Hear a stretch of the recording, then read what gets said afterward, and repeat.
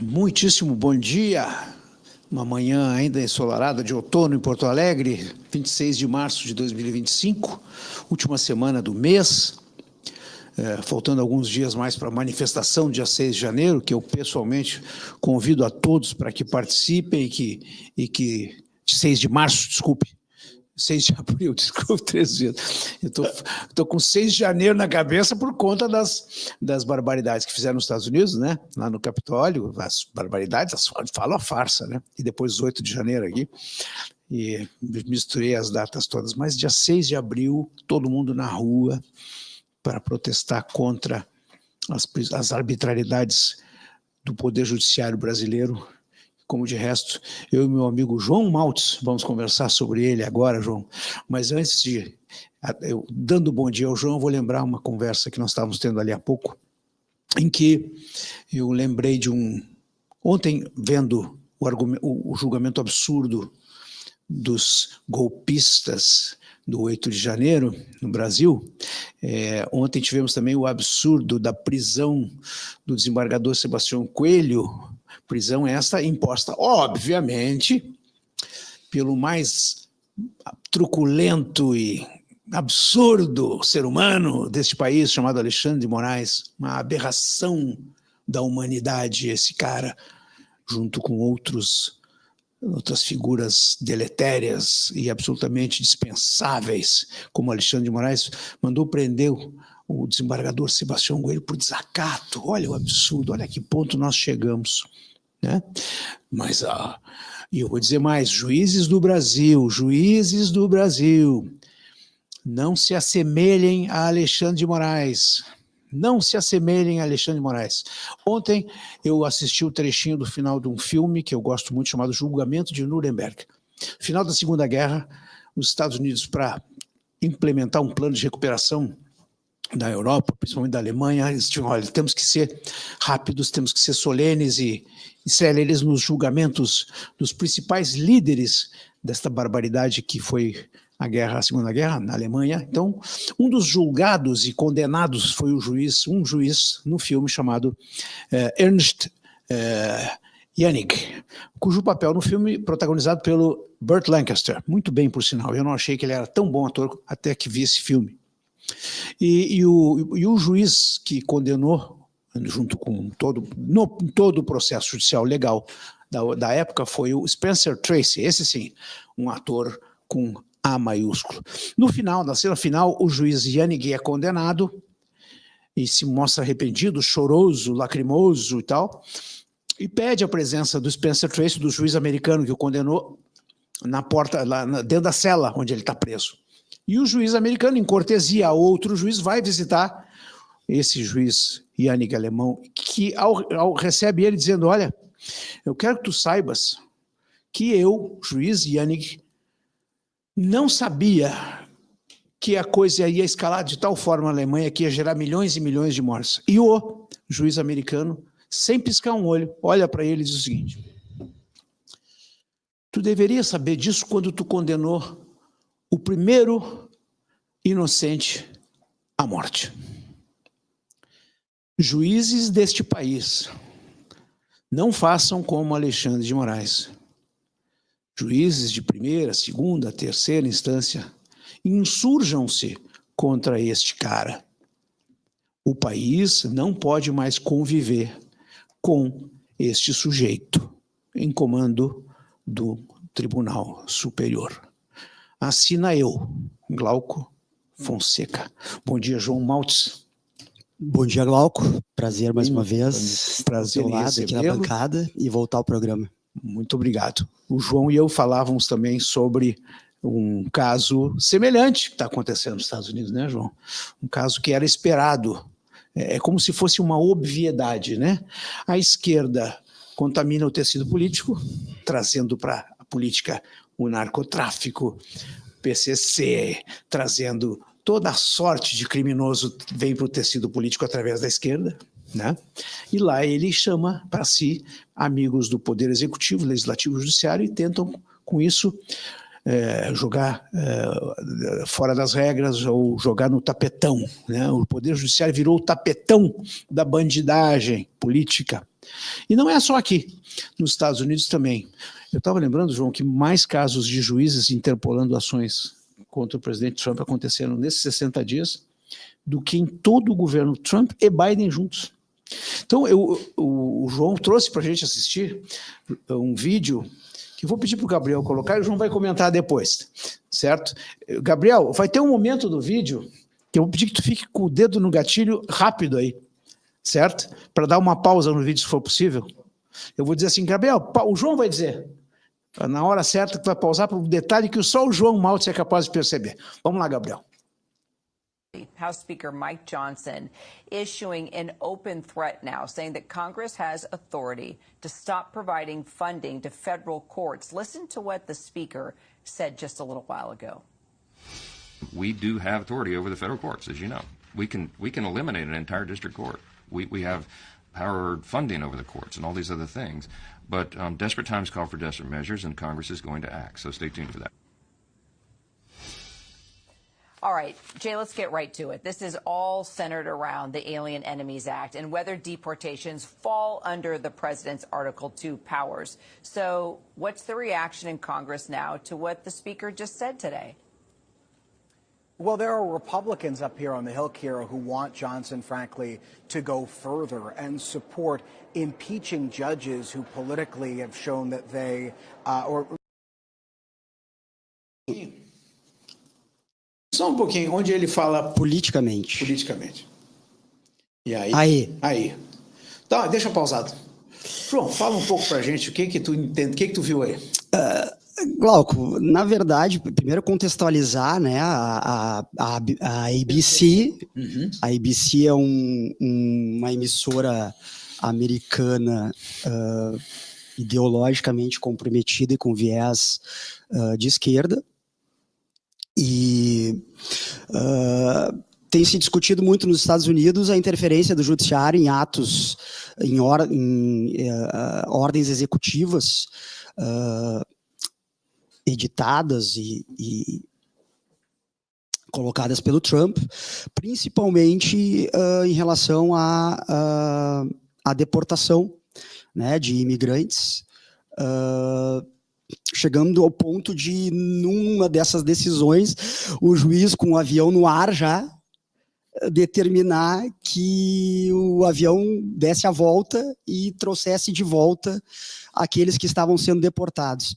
Mas o que chama atenção, e me chamou a atenção nessa entrevista, é o ato falho do jornalista, que acaba evidenciando aquilo que o judiciário se transformou, que é um verdadeiro braço político. Braço político. Confesso, ali confessado pelo jornalista. Porque assim... or not politically, rather. Até pode deixar, Gabriel, se a gente puder deixar correr para ver ele retificando e se dando conta do ato falho dele. Pode, com áudio pode ser, por favor, Gabriel. Further and support impeaching judges who politically have shown that they politicamente, or not politically rather, but legally show that they disagree with the administration. The accusation from the administration is that these judges are acting politically, but these judges and other judges all the way up to the Chief Justice of the Supreme Court have said that these judges are acting within their constitutionally appropriate powers of passing judgment upon what the executive branch does and either delaying it from going into effect with restraining orders and things of the like. But what Republicans here on Capitol Hill have done is that they want to impeach those judges. E tudo isso a partir obrigado, Gabriel, pela manifestação do Chief Justice, o Roberts, quando ele é o Barroso deles lá, né? Quando ele diz que o impeachment de juízes federais não seria o caminho para reverter essas decisões, e sim o caminho processual normal. Isso até poderíamos cogitar, né, Glauco, em condições normais de temperatura e pressão. Não fosse o juiz nomeado pelo Obama, outro juiz nomeado pelo Biden, e que todos eles têm em comum isso, foram nomeados por Biden ou por Obama. E o que isso revela, né, Glauco? E a gente não está distante dessa realidade. É que a contaminação das instituições, que antes era basicamente ou principalmente vista pela sociedade, principalmente e quase que exclusivamente no legislativo e no executivo, ela migrou para o único dos poderes em que os concursados, enfim, os indicados não são para a Corte Superior, eles não são suscetíveis, senão por processos específicos, de serem removidos. Tanto no legislativo quanto no executivo, uma eleição limpa e justa, ela permite que haja a retirada daqueles que, enfim, de alguma maneira manifestam esse tipo de comportamento. O judiciário não. O judiciário não tem como fazer isso. Observa que interessante, porque o Mike Johnson ele fala uma palavrinha que eu achei muito interessante, eles têm poder de purse. Poder de purse é o seguinte: nós temos o dinheiro na mão. Se o Poder Judiciário começar a fazer essas coisas que estão fazendo, nós não podemos não apenas dissolver varas inteiras, como nós podemos cortar o orçamento desses caras, parar de mandar dinheiro. Ou seja, olha a diferença de uma reação do poder eleito americano versus o poder judiciário quando ele se arvora ao direito de fazer algo que não está dentro da sua alçada. Seria mais ou menos aquilo que a gente espera do presidente do Senado, por exemplo. Uma manifestação desse quilate, dessa envergadura, que reestabelece, né, o equilíbrio dos poderes. O que me parece também, Glauco, é que fica muito claro que neste mandato o Trump veio preparado para a guerra. Perfeito, João. Ele sabia o que o aguardava. E ao contrário do primeiro mandato em 2016, em que ele praticamente não pôde governar, qualquer similaridade com Bolsonaro aqui é mera coincidência. Desta vez, ele veio para enfrentar aquilo que ele sabia que o aguardava. E como é que ele está fazendo isso?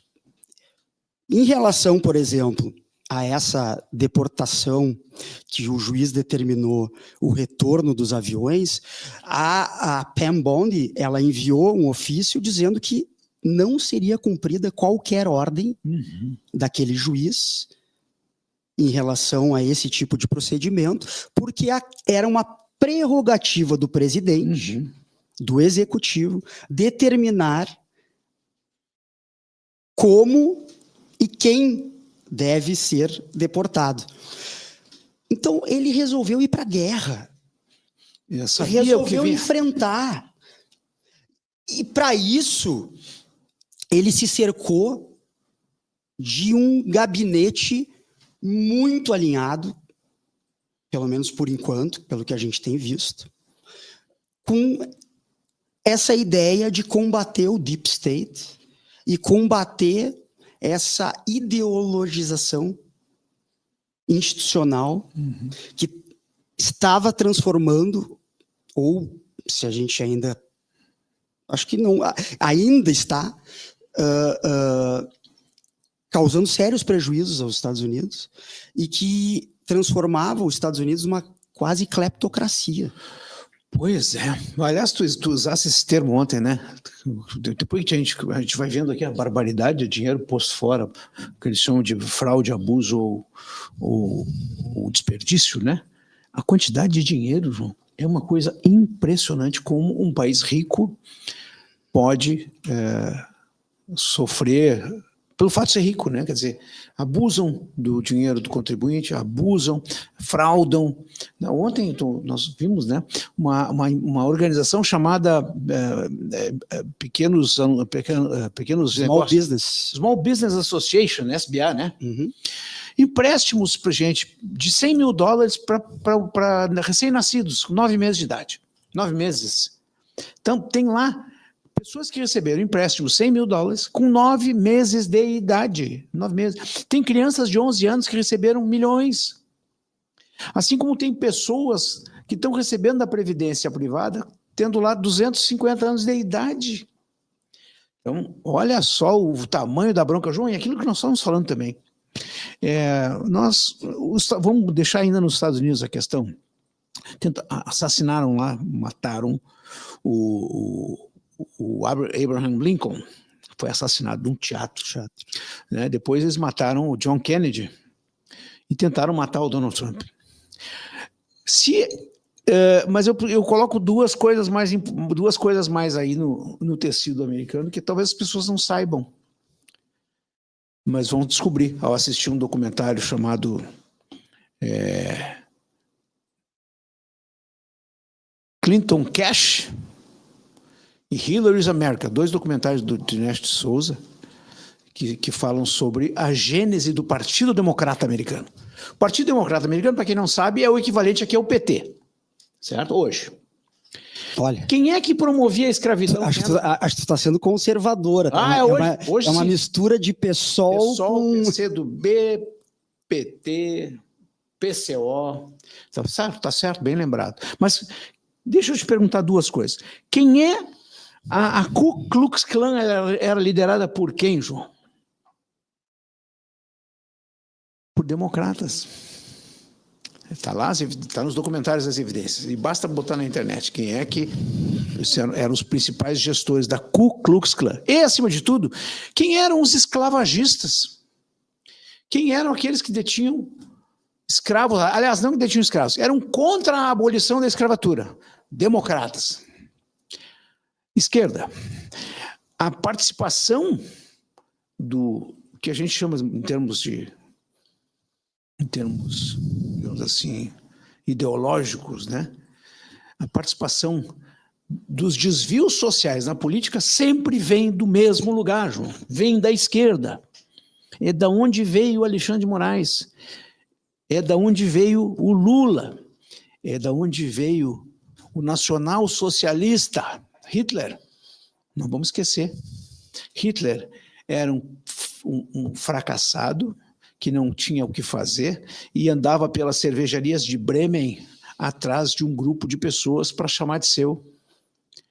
E aí encontrou numa cervejaria em Bremen um grupo de pessoas do Partido Nacional Socialista dos Trabalhadores Alemães. E lá essa figura se fez. Lá o mal se juntou com um substrato mal e aí o resto todo mundo já sabe o que deu. E aí, João, a pergunta que eu te faço é o seguinte: o que o Donald Trump está fazendo? Se as pessoas estão dizendo assim, tomara que o Donald Trump arrume um tempinho para fazer alguma coisa pelo Brasil.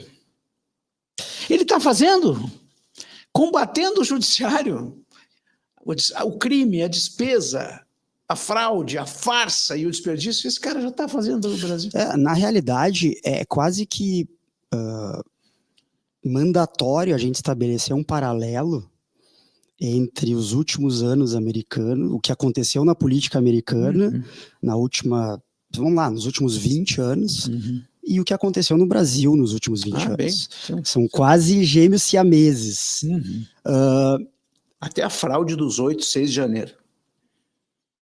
Tudo aqui vem um pouquinho, o que está acontecendo no judiciário brasileiro hoje, o Trump já enfrentou em 2016.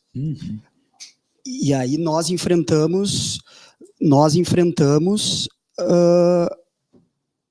no governo Bolsonaro, 2 anos depois. A resistência institucionalizada para que o Trump pudesse, no primeiro mandato dele, impor a agenda dele, e o Bolsonaro, ainda com o acréscimo de uma pandemia no meio do caminho, pudesse também impor a agenda da direita no Brasil. Isso serve, Glauco, também como um alerta, né? Para não se imaginar que uma eventual vitória, seja do Bolsonaro ou de algum candidato mais à direita, imaginar que a nossa vida será fácil. Ganhamos as eleições, agora conseguiremos levar adiante o projeto. Não, muito antes pelo contrário. O que está dando condições do Trump brigar e enfrentar do jeito que ele está enfrentando os democratas, o globalismo, tudo aquilo que a gente já sabe, é que hoje ele tem maioria na Câmara, no Senado, e está tendo, com isso, condições de enfrentar essa resistência, principalmente que agora se apresenta no judiciário, porque o que está acontecendo, Glauco? O judiciário está sendo provocado lá pelos democratas. Lógico. O judiciário está sendo provocado pelos democratas. Aqui o STF aqui é provocado quando era o governo Bolsonaro, pela oposição. E será provocado qualquer presidente de direita aqui no Brasil. O judiciário será provocado, e hoje o nosso judiciário também, a exemplo do que acontece nos Estados Unidos, ele está contaminado por isso. E eu acho interessante que tu trouxe essa questão do julgamento de Nuremberg, né, Glauco? O que falta à esquerda é aquilo que a direita preza muito, né? Que são os valores éticos e morais. Quando um juiz toma uma decisão com o fígado e não técnica, porque não podemos ser ingênuos a ponto de imaginar que há 20, 30 anos não havia uma ligação ideológica da magistratura, seja lá ou seja em qualquer outro lugar, com a direita, com a esquerda, só que quando se vestia a toga, se seguia a lei. Hoje já não há mais esse pudor. Hoje não há qualquer constrangimento em fazer a agenda ideológica pela caneta do judiciário. E eles e por que pelo judiciário e não pelo executivo e pelo legislativo? Porque no judiciário o que se pode fazer? O Trump cogitou, o entorno do Trump cogitou impeachment de juízes que são claramente identificados e comprometidos com o radicalismo ideológico da esquerda. O chefe da Suprema Corte americana disse, não, esse não é o caminho. Bom, o que nós vamos fazer? Não, já que esse não é o caminho, vamos por outros. É isso que eu estou dizendo. O que o juiz Roberts disse lá, ele disse o seguinte, olha, o simples impeachment de juízes é mais ou menos como tu cortar a cabeça da hidra. Vai nascer outra. Né? Então, o recado que ele deu é esse. Claro que ele foi mal interpretado, né, João? Como, tipo assim, ó, tá sendo corporativo, tá defendendo. Não. Ele está dizendo, ó, não é esse caminho. O caminho é, já que tu estás impondo de modo espúrio o teu poder, receba o meu. Né? O que o Trump está mandando? Tu vai dizer que tu vai agora impedir um ato executivo puro, perfeito? Assegurado pela Constituição. Assegurado pela Constituição. Porque tu achas isso ou aquilo? Artigo 2º da Constituição. Se tu vais abusar desse teu poder, então segura o abuso do meu, dizendo o seguinte: vou cortar teu dinheiro, tu vai ficar sem dinheiro, tu vai ficar sem salário, tu não vai ter gente, tu não vai ter salário do teu povo, a despesa do cafezinho não vai ter mais, a luz do teu tribunal vai ser cortada, entendeu, meu amigo? Já que tu abusas do poder, agora suporte o abuso do meu. Vou cortar as tuas asinhas e, acima de tudo, vou te empichar. Eu tenho poder de impeachment dos abusos que tu estás exercendo.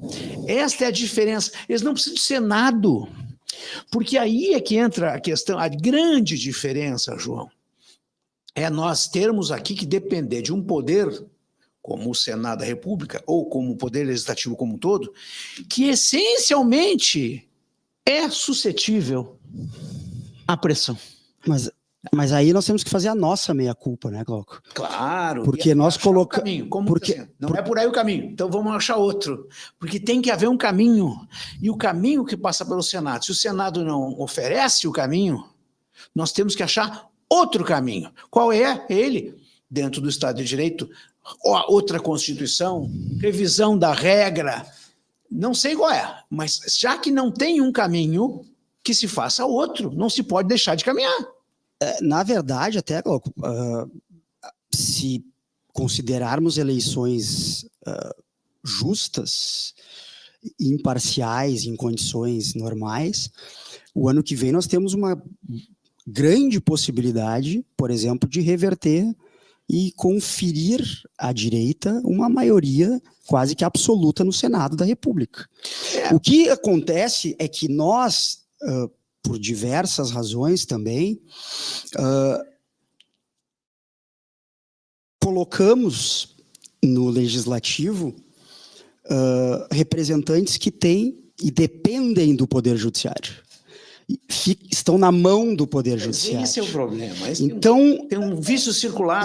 E aquela foto publicada agora do presidente da Câmara, presidente do Senado, do ex-presidente do Senado, do ex-presidente da Câmara, do Arthur Lira, do Pacheco, do Alcolumbre e do Mota, agora chegando no Japão com Lula.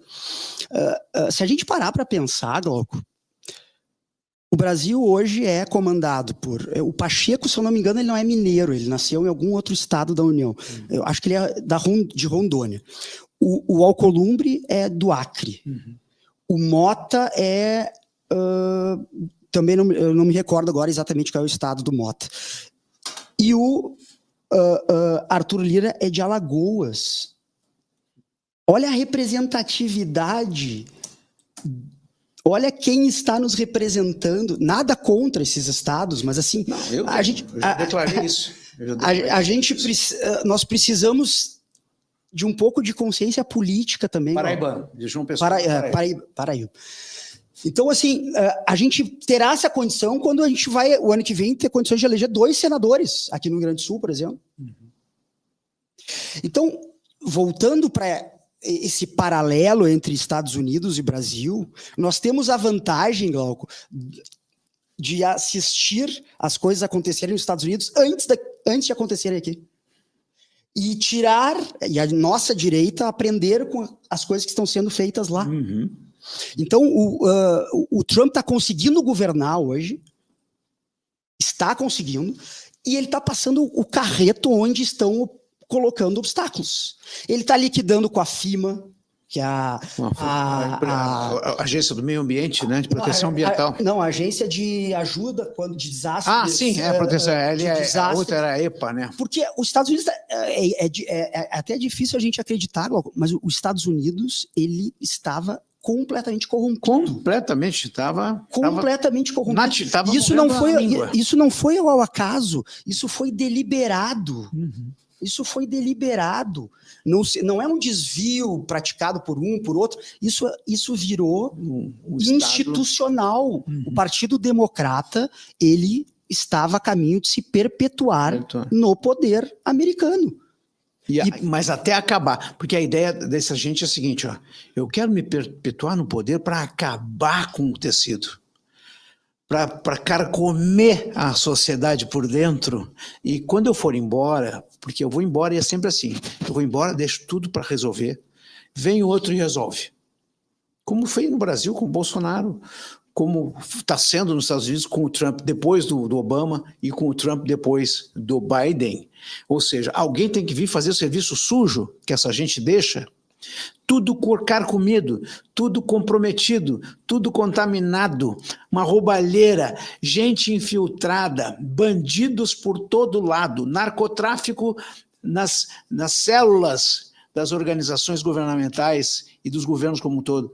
Isso tudo estava acontecendo nos Estados Unidos, dentro do FBI, dentro da CIA, Homeland Security, Departamento de Agricultura, Departamento de Educação. Estava tão podre que o Trump desfez o Ministério da Educação. Diante do americano aplaudindo a medida. É que, na realidade, foram... Assim por diante. Ou seja, está tão podre o setor educacional americano, porque o Trump disse assim, ó, como é que eu posso gastar tudo que eu gasto em ser o 40º não sei quem em matemática, o 10º não sei quem em ciências, né? Mas é que, Glauco, aí tu trouxe um ponto importante. Nada do que ele está fazendo está sendo feito sem que haja elementos concretos que comprovem as razões pelas quais ele está fazendo. Esse exemplo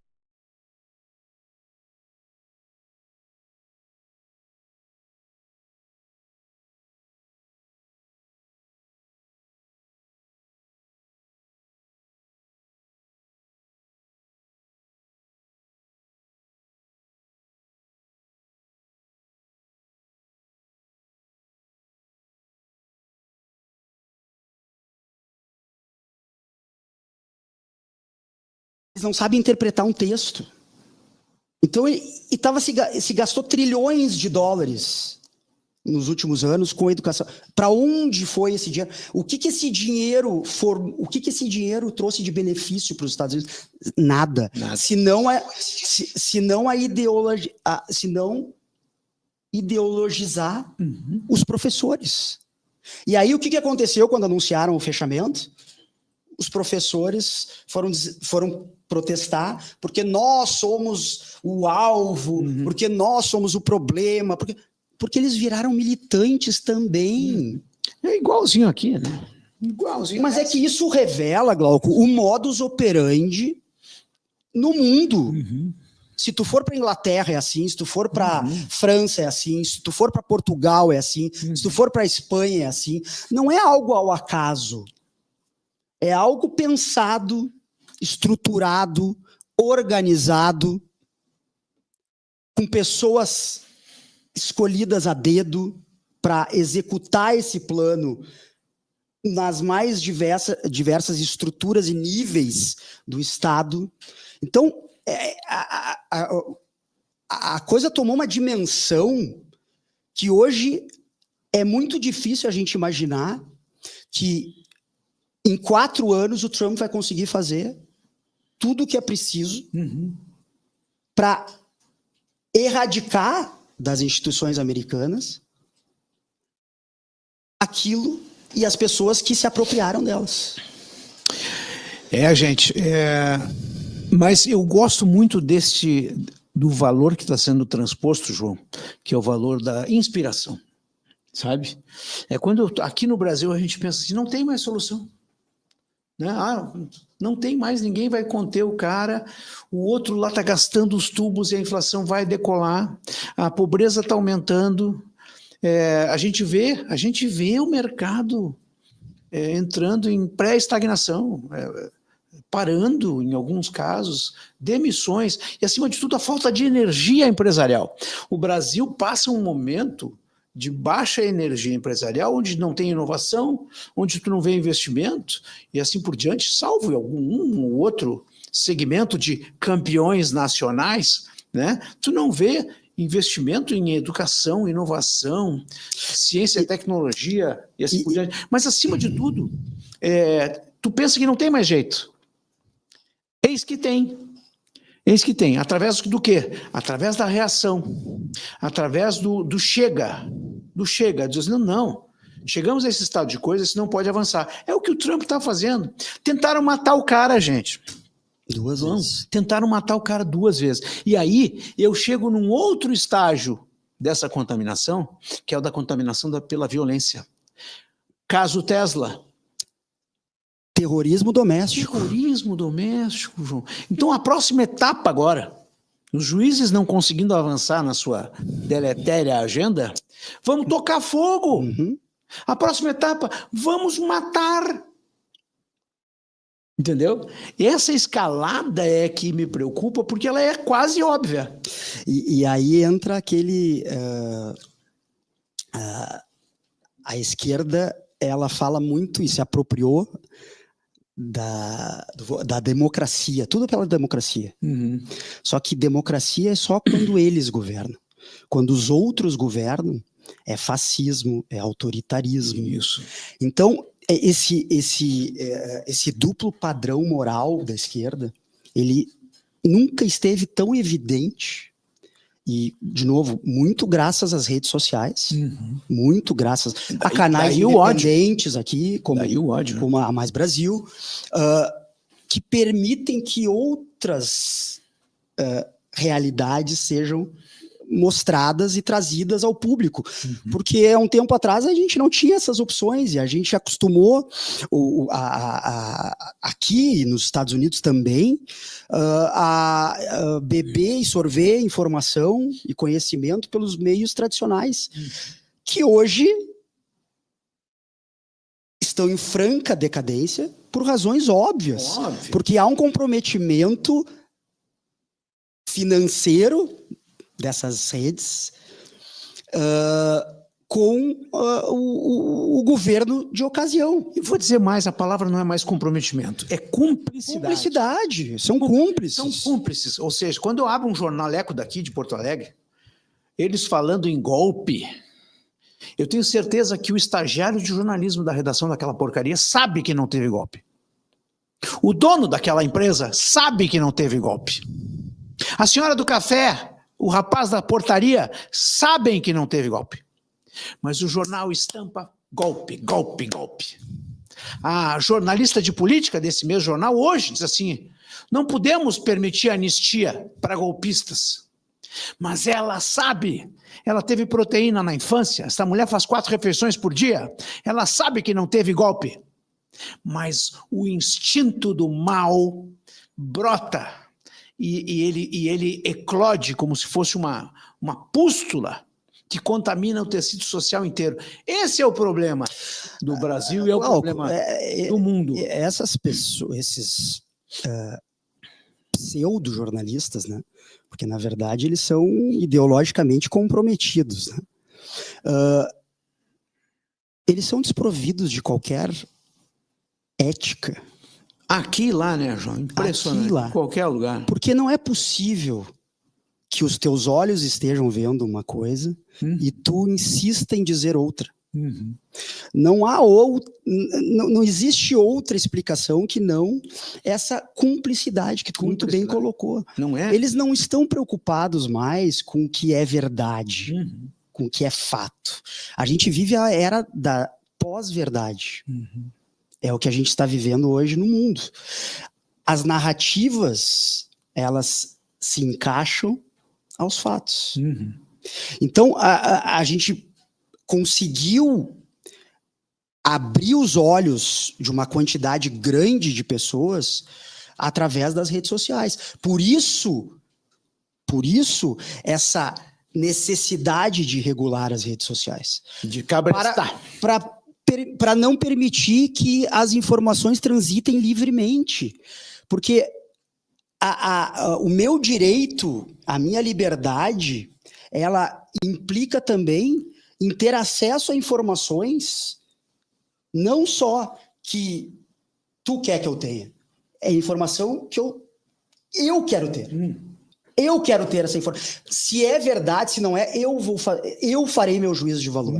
Não é o Estado que vai determinar o que é verdade, o que não é verdade, o que o Glauco pode receber como informação e o que o Glauco não pode receber como informação.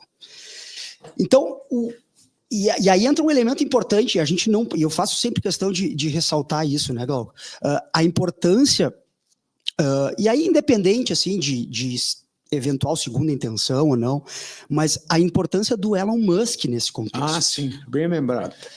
Porque ele colocou em risco, e a gente está vendo agora com esse terrorismo doméstico aí, direto contra ele, porque ele está revelando, Glauco, coisas que o contribuinte americano jamais poderia imaginar que estava sendo feito com o seu dinheiro.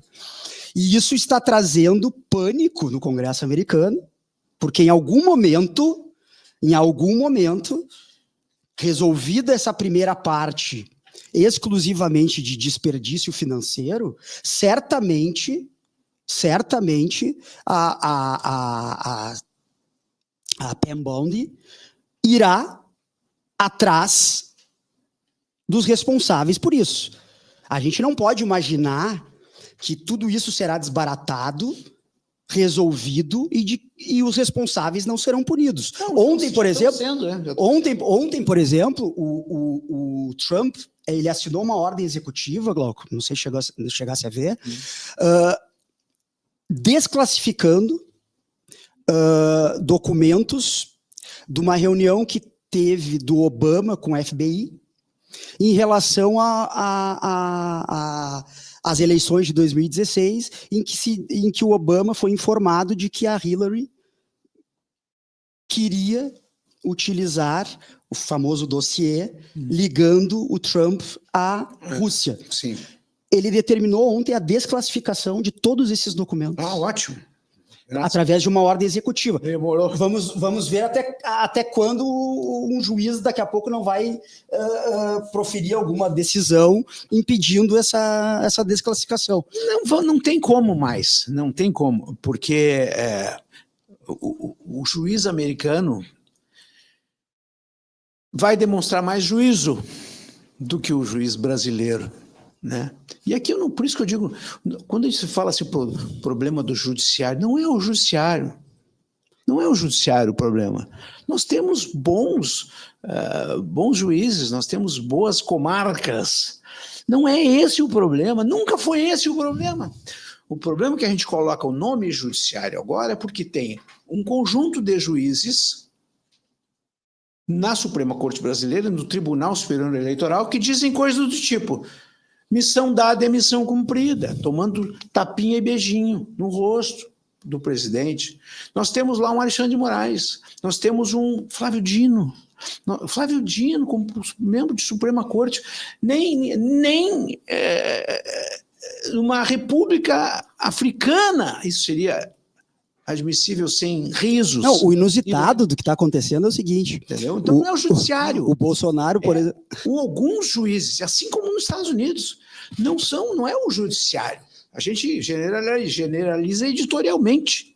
Mas o fato é que existem juízes a soldo de uma ideologia, de um conjunto de ideias, que é a última milha, João. É a última milha. Perderam na eleição, perderam no colégio eleitoral, perderam nos swing states, estão perdendo na Califórnia, estão perdendo na costa leste. Então, o que é que nós vamos fazer antes de começar a matar a gente?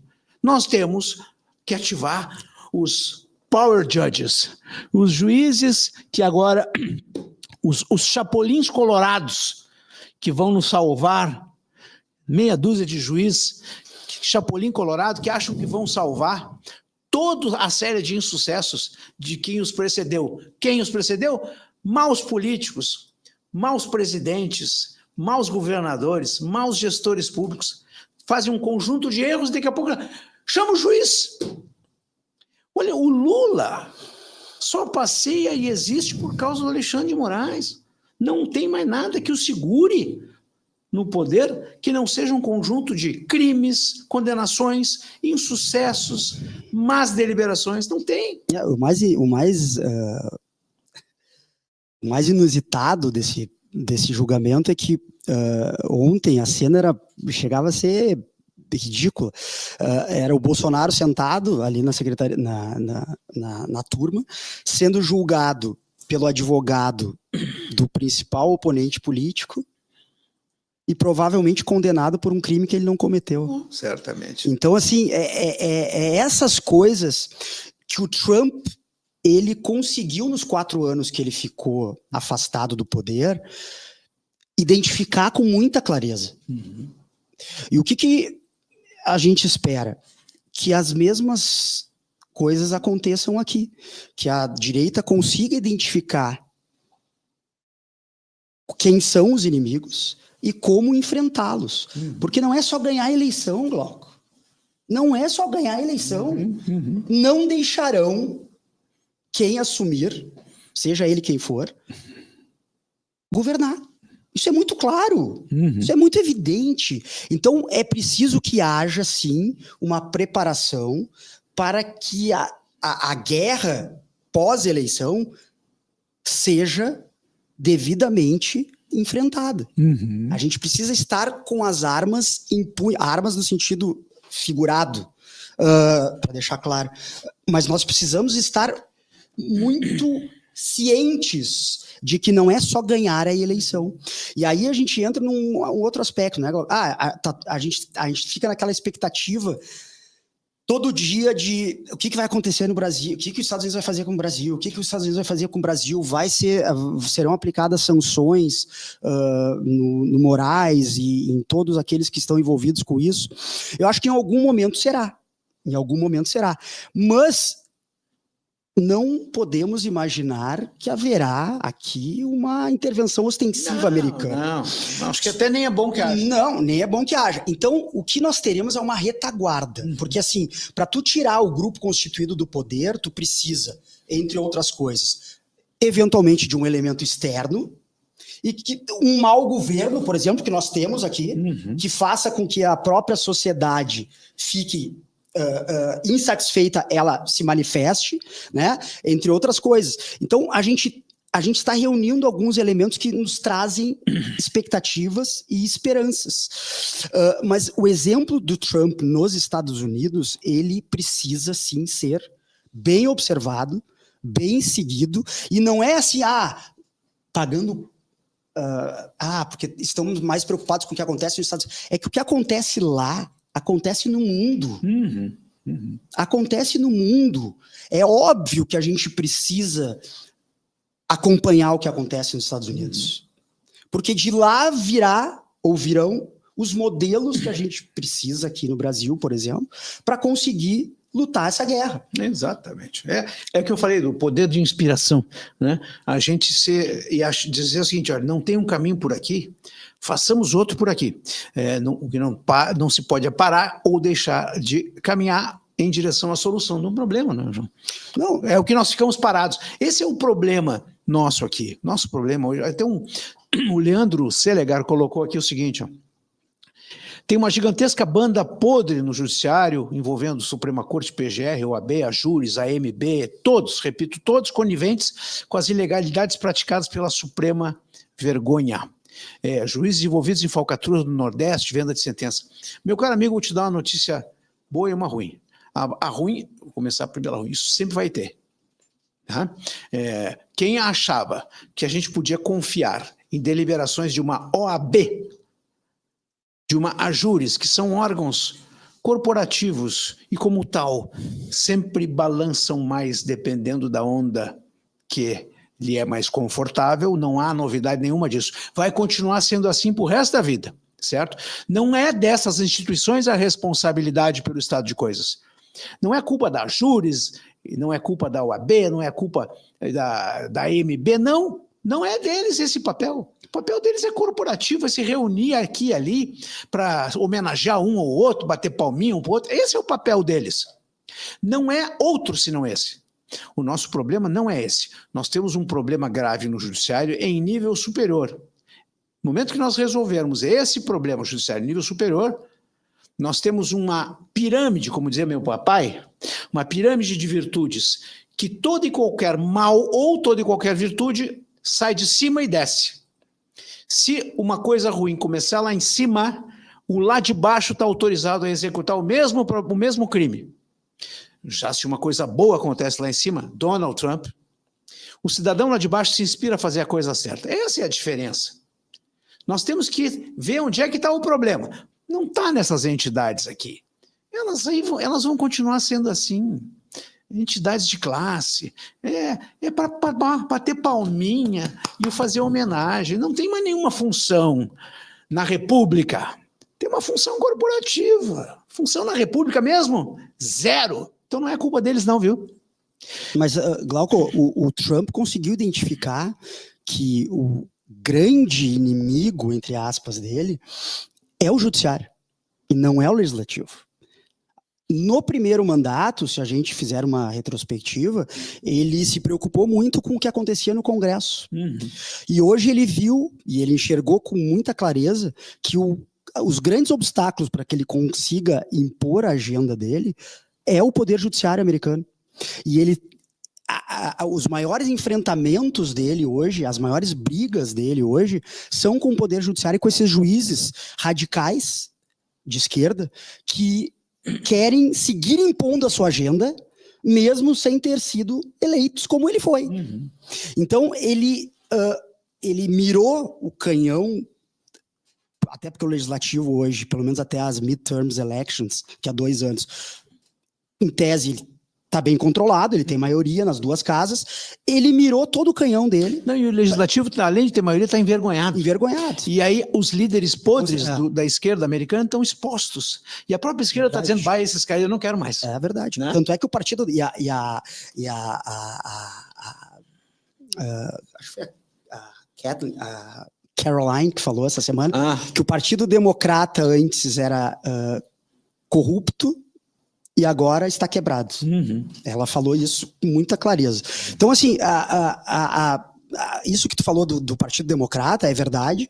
As pessoas hoje, os independentes, por exemplo, que numa eleição americana são fundamentais para a definição das eleições, eles não querem mais saber do Partido Democrata. Deste Partido Democrata, eles não querem mais saber. Então, eles estão mais próximos do Partido Republicano, mantendo a sua independência, é verdade, apoiando o que tem que apoiar, aquilo que eles discordam, enfim, mas eles não querem, eles dizem claramente, esse Partido Democrata não tem possibilidade de nos representar, seja onde for. Então, esse contexto que a gente está visualizando nos Estados Unidos é muito parecido com o que a gente enfrenta aqui. Muito parecido. E aí ficam aqui os independentes seriam os nossos isentões, né? Que preferem lavar as mãos nas eleições em detrimento de se comprometer com alguma coisa. Então, acho que o exemplo está aí. E seria importante que a gente observasse com uma lupa o que está acontecendo nos Estados Unidos. O Guilherme Barnhart diz assim, se não me falha a memória, Woodrow Wilson, presidente democrata, foi o único ocupante da Casa Branca a receber integrantes da KKK, da Ku Klux Klan, na residência presidencial para assistir um filme, O Nascimento de uma Nação, The Birth of a Nation, do D.W. Griffith, que é um épico dos anos 10, um filme de 1915, em que o presidente, e é um filme assim, de uma gênese fascista impressionante, né? Como os Estados Unidos, naquela época, tinha o sinal contrário, o sinal estava trocado. Não, desculpa, mas a propósito disso, não esqueçamos que o Partido Democrata tentou ligar o Trump a KKK, né? Lógico, exatamente. Recentemente. Tudo por ignorância, né, João? Recortando uma fala dele num contexto, descontextualizando o que ele falou a respeito, e tentou vincular ele ao KKK. Para terminar o programa, eu pedi para o Gabriel colocar na tela, João, aquela que tu me mandasse ontem, dos índices de aprovação do Donald Trump. Eu queria só lembrar aos nossos ouvintes que esses primeiros 60 dias do Donald Trump, essa quantidade enorme de medidas executivas, de decisões e de gente sendo desagradada, deveria apresentar um índice de desaprovação maior. Mas vamos ver o que o João Maltz vai falar aí sobre os índices de aprovação diários do Donald Trump. Desde o dia 20 de janeiro. Olha lá, nós estamos no dia 20, vai ser de 25 de março, portanto, de ontem, 51% de total aprovação, né? Aprova fortemente 38%, Né? Claro que tem uns totalmente desaprovam 39%, desaprovam 47%. Vamos lembrar, gente, que isso é no olho do furacão, João. Medidas muito impopulares. Muito impopulares, né? Que afetam o funcionalismo público federal, que afetam a vida social americana. Não, e o próprio funcionamento de instituições americanas, porque ele cortou o financiamento de muitas delas. Exatamente. Então, isso obviamente também afeta o dia a dia do americano, em certa medida, em algumas coisas, inclusive em algumas, muitos americanos, inclusive fora do país, né? Então, o que a minha análise, assim, Glauco, é que ele consegue manter um índice de aprovação médio importante, ou seja, pessoas que estão comprometidas com aquilo que ele está fazendo, e à medida que a economia também for melhorando, a tendência é que os independentes, por exemplo, tragam um índice de aprovação ainda maior. Esse é meu ponto. Se no olho do furacão ele tem 50, chega a ter 52% Se o Gabriel de puder aprovação. baixar ali para... É porque tem vários dias aí, né? Desde o dia 20 de janeiro. Desde o dia 20 de janeiro, Desde pode o dia ver 20 de que janeiro. não baixa de 50% de aprovação. Não, não baixou nenhum dia. E vou te dizer, é debaixo assim, ó, de uma saraivada de bala da imprensa, mas olha, é tiroteio puro, tá? É debaixo de muita crítica. Olha lá, chegou a ter 56% de aprovação no dia 23 de janeiro, 13 dias depois da sua Se a gente posse. pegar historicamente, Obrigado, Gabriel. os índices de aprovação de um presidente eleito americano, a tendência é Exatamente. declínio Exatamente. após ele assumir, após a posse. E o Trump está conseguindo manter uma média que eu reputo. Não é...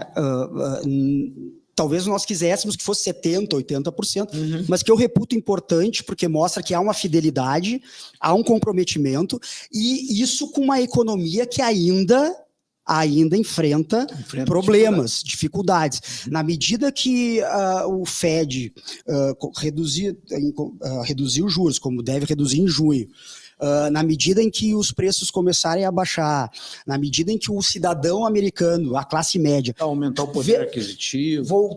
Voltar a enxergar um horizonte de prosperidade, certamente esses índices melhorarão. Isso não há dúvida alguma. Como eu falei, no olho do furacão, o cara está com aprovação lá em cima, está dizendo o seguinte, essa pesquisa está dizendo, esse é o caminho. O caminho é fogo, soco em ponta de faca, até que a faca dobre, meu ver. Não tem como voltar atrás. Agora eu comecei a esmurrar a faca vai ter que quebrar. Não tem jeito. Não, e são medidas antipáticas. Antipáticas. Exemplos. O fim do Departamento de Educação. Acabou, fechou o Ministério da Educação. Está botando todo mundo na rua. Não, o Glauco, tem o próprio enfrentamento ao judiciário. Porque é uma coisa que o americano preza muito, que é a questão da democracia. Rule of law. Poderia, sim, o americano médio entender isso como uma tentativa de... Golpe. De uma imposição de uma insurgência. Exato. Né? E isso, mesmo ele enfrentando o judiciário como ele está enfrentando, diretamente, visceralmente, ele consegue manter uma média de aprovação. E isso me chama atenção. Bom, a gente tem dias de altos e baixos, que a gente diz assim, puxa vida, olha que fundo do poço que nós chegamos, né? Mas volta e meia a gente começa a botar um pouco, não a cabeça para fora, mas até o nariz a gente chega para dar uma respirada, João, e ver que tem jeito, né? Que o filme não terminou ainda. O filme ainda está bem no começo. E que no começo o mal ganha, né? Todo mundo sabe que o mal deita e rola no começo. Mas, pelo que a gente está vendo, tem jeito. Nós temos um cara corajoso nos Estados Unidos, deixando todo mundo, como diria minha avó, em pau de aranha, né? Deixando todo mundo apreensivo, porque está com todas as suas cidadelas comprometidas, né? Que já conseguiu um cessar-fogo, Rússia e Ucrânia. E está chegando a paz, né? A paz vai ser uma moeda importante, inclusive nas relações futuras dos Estados Unidos com o Brasil, sem a interferência de outros. Rússia e China. Digamos assim, uma freio de arrumação na Europa, para a Europa se dar conta. Eu acho que os Estados Unidos e a Rússia devem dividir o espólio europeu, né? Eu espero que não, João. Eu espero que as coisas... a César o que é de César, a Deus o que é de Deus, né? A Europa é um ambiente democrático que precisa rever as suas ideias, seus conceitos e voltar a ser um berço iluminado, um berço iluminista, principalmente França e Reino Unido, né? A gente tem esperança que isso vai acontecer. E olha, eu não estava com muita esperança. Eu achava que... E a questão do Brasil vai se resolver através do exemplo. Também meu pai era um cara que atuava pelo exemplo, né? É muito importante que a gente tenha pessoas que deem bons exemplos na vida da nossa família, da nossa empresa, para os nossos filhos. O bom exemplo, ele é fundamental. Não é o que diz, é o que faz, é o que tu consegue observar de virtuoso no comportamento das pessoas, seja ela um humilde servo em limpeza, seja um juiz de uma Suprema Corte. Virtude, valor, né, João, para que a gente possa sair desse risco iminente de a gente voltar para um tempo que a gente não quer voltar. Né? E virtude é o que nós menos temos hoje no Legislativo, no Executivo e no Judiciário brasileiro. E a gente precisa tanto disso, né? Como disse eu sempre repito aqui, o ouvinte deve estar cansado de eu dizer a frase do chanceler Ernesto Araújo, que ele diz, olha, está parecendo que agora valores voltam a ter poder. Esperamos. Tomara que sim. João, querido amigo João Maltes, obrigado pelo convite. Duas palavras finais, por favor, use e abuse. A gente fica com essa expectativa, essa esperança de que as coisas tomem um outro rumo aqui no país, como sempre. Ó, Vilmar lá. Obrigado, Vilmar. O cara tem as suas atividades, tem o seu ofício, né? Sem o que não... E eu gosto muito da Margaret Thatcher. Eu tenho uma frase dela que é mais ou menos assim, que eu não sei se ipsis literis é como eu vou falar, mas ela diz que a democracia não é colocar os melhores no poder, mas evitar que os piores se perpetuem. Então, é importante que a gente tenha a noção da importância da nossa consciência política e da nossa participação nisso, não imaginando que ficar sentado, esperando alguma coisa acontecer, obrigatoriamente as coisas acontecerão. Eu acho importante que, por exemplo, eu não sei exatamente como é que... vai ser só na Paulista, né? 6 de abril. Tem que ser. Mas assim, mas é importante que a gente demonstre, de alguma forma, esse apoio, essa indignação com as coisas como elas estão postas hoje no Brasil. Essa discordância, para deixar light. Isso, essa discordância e esse nosso desejo de que as coisas aqui melhorem. Porque pode parecer assim, mas Glauco, vocês ficam muito tempo na questão política, evocando problemas aqui tal, que nem são de muita percepção, de domínio público e tal.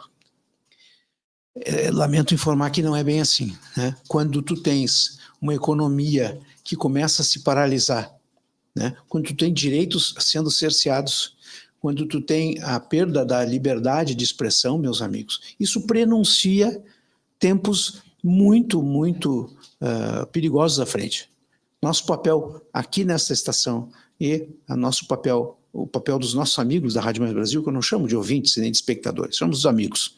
Nossos amigos aqui que multiplicam a nossa palavra estão aí juntos nessa. Nosso papel é esse, para fazer com que o Brasil não entre.